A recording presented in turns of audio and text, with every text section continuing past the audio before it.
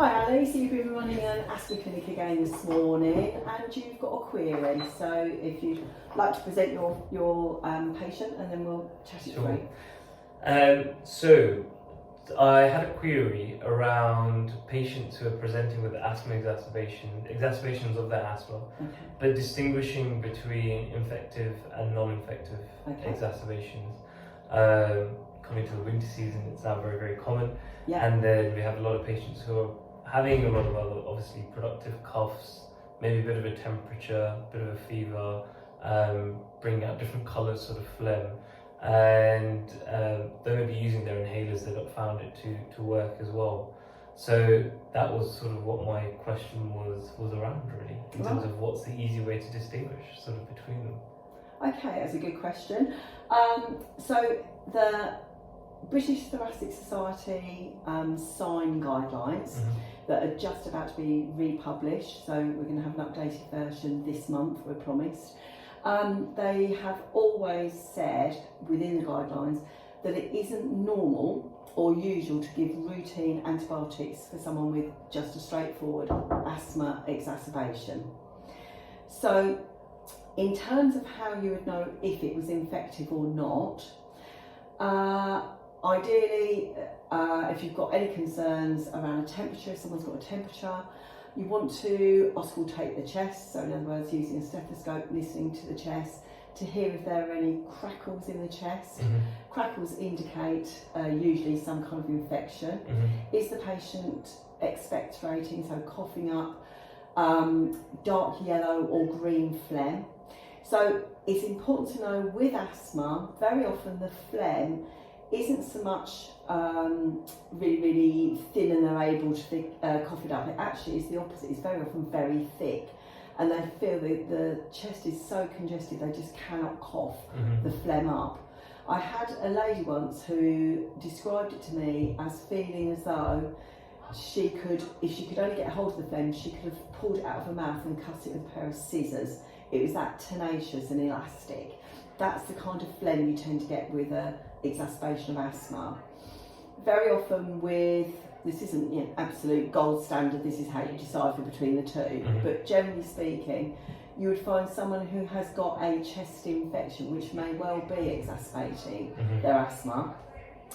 Could well be that their phlegm is dark yellow or green as opposed to white or just a grey sort of colour.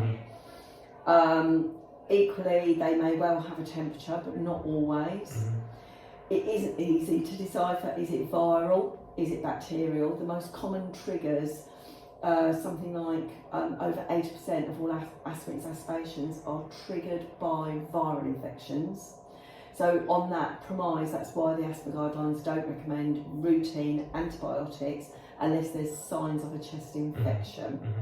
Now, the age of the person must come into this as well, because the older we become, the more likely we are, of course, to pick up infections that may end up as pneumonia. So someone that is, for example, 65 plus, we may well be wanting to consider antibiotics for them as opposed to someone who is less than 65, again, depending on their clinical symptoms. Temperature, no temperature. Check the blood pressure as well if they've got low blood pressure. They could be clammy. Also someone that is clearly quite confused, that is a totally different ball game. You're looking at someone who potentially has got pneumonia and we would be looking down the pneumonia route and using the CURB 65 algorithm and template that we use on our system to determine if someone actually has got pneumonia and whether they need to be admitted or not. But for a straightforward asthma flare-up, if you were listening to the chest, you are normally listening to expiratory wheeze. So that's a polyphonic, so that's a musical sort of wheezing sound as someone breathes out. It's on expiration, not inspiration. So crackles is more like the crackling of tissue paper or a packet of crisps, even if it was really audible. So crackling on breathing more indicates either fluid in the lung or infection. So the age determines it. What you hear on auscultation, do a blood pressure as well in someone over 65. Always keep the mind open, this may not be all asthma. This could be pneumonia, could be a pulmonary embolus, pneumothorax, so it could be something else. So going back to the history of an asthma attack, usually speaking, someone is a known asthmatic. Very often they've felt this way before and they feel that it is their asthma as opposed to having something slightly different, and this actually in my chest is not feeling like asthma. They generally don't necessarily have a temperature with it, but they certainly do have increased respiration rate, so they're feeling more breathless, much more breathless than their day-to-day state, plus or minus bringing up more phlegm. If you measured the peak flow, which we don't tend to do necessarily in primary care unless someone's got their own peak flow now, you are looking for a peak flow less than 60% of their normal personal best or predicted for their height, age and gender. So that's another thing. And the pulse rate would be above 100 beats per minute in an adult. On that basis, you could determine if someone is having an asthma attack. They're generally wheezy, you can hear the wheezing, as I say. Peak flow less than 60% predicted. So anything less than that, on that basis you would give steroids, assuming they're not allergic to oral steroids. And the standard dose, the adult dose, is 40 milligrams a day, every day, for 5 days. So the first dose is given at any time. So if the patient presents to you, or if they're at home and they've feel they're having an asthma attack, they followed their asthma action plan and it looks like they're having an asthma attack. If you believe they need the steroids, you start that day with an immediate dose of 40 milligrams of prednisolone, and then the next dose is given the next morning. You don't wait 24 hours. So it could be late in the evening, could be 8, 9 o'clock at night that someone has the first dose.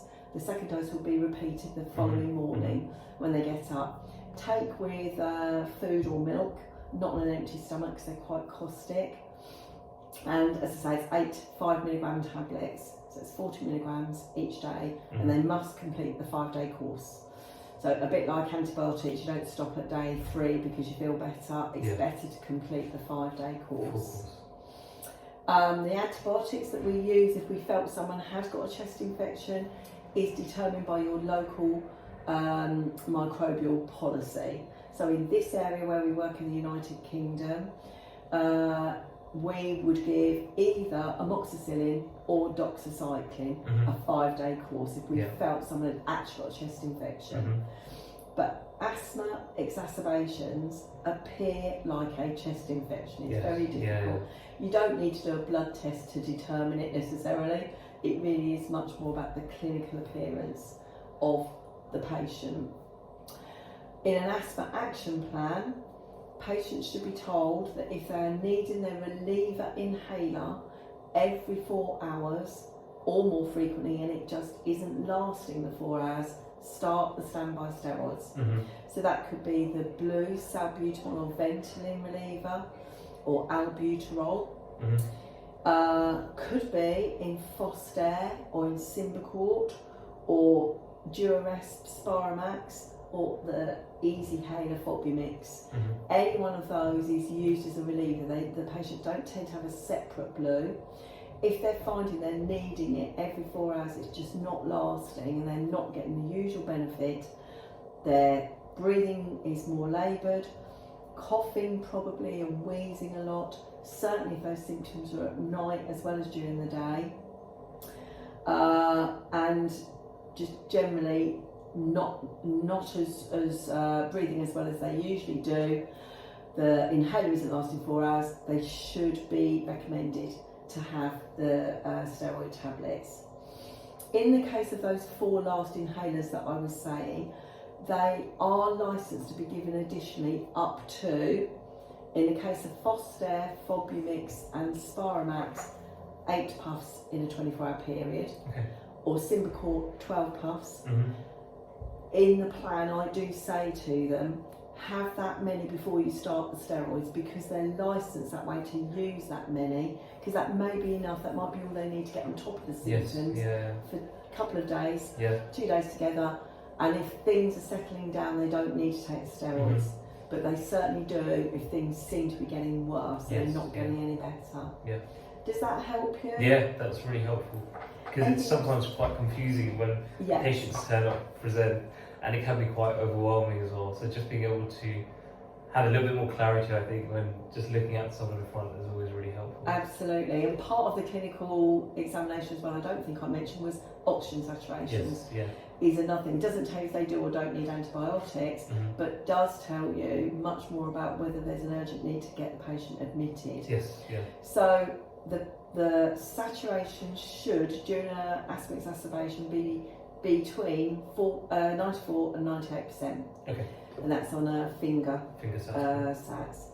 Now, if it's lower than 94 or at 94% or less, they should be given a nebulizer, if possible, if you're in the clinical setting, and we're really talking about clinical setting here. A nebulizer should be driven by oxygen, not by air.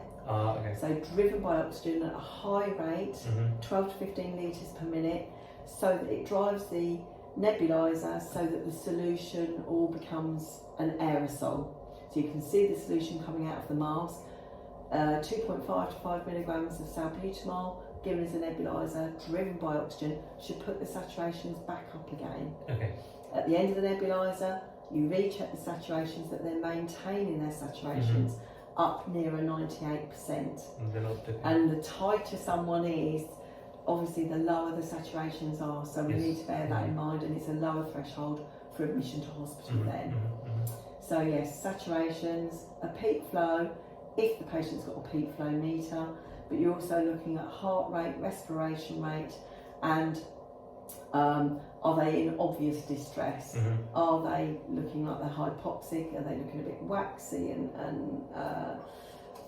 sweaty? That is much more low threshold for admission to hospital. And you know, if you hear crackles on the chest, got a temperature, start antibiotics as well. But someone that's likely to be admitted to hospital, they're going to start on antibiotics when they get them there anyway. We in this area have got pretty much a good response rate, and someone will get in hospital within 20 minutes, half an hour usually. Does that help? Yeah, really handy. Excellent. Anything else you wanted to ask about that, Ali? No, I think that's covered everything. It's really helped. Just to remind me, I think, because sometimes we have these patients that come in, and there's obviously a load of different sort of clinical examinations and bits that we just need to sort of consider. Yes. So it's always good just to have that reminder so you don't forget different bits to ask. Absolutely. It's also a good idea for anybody watching this, if you don't have a template with a protocol on for exacerbations and the clinical examination that you should be doing and the kind of signs that you're monitoring, if you don't have that, look in the BTS sign, that's British Thoracic Society, Scottish Intercollegiate Network, that's what sign stands for, asthma guidelines. In there, in the appendices, in the acute asthma section, is an aid memoir for what you should be checking and the threshold for admission to hospital and the treatment that you should be delivering. So have a look in there as well.